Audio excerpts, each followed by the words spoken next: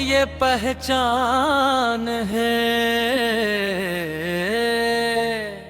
गुरु जमन के आशीष ले बढ़त जात हम बिहान है। गुरु जमन के आशीष ले बढ़त जात हम बिहान है। जय हो हमरे स्कूल के जय हो। पढ़ी लिखी के मंदिर ये सब मान के जय हो।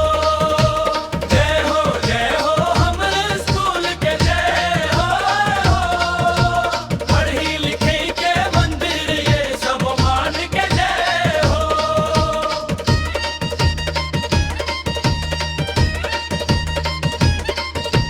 संगी साथी संगी साथी मिलके पढ़थन। सपना ला सच्चे हम गढ़थन। सपना ला सच्चे हम गढ़थन। मेहनत के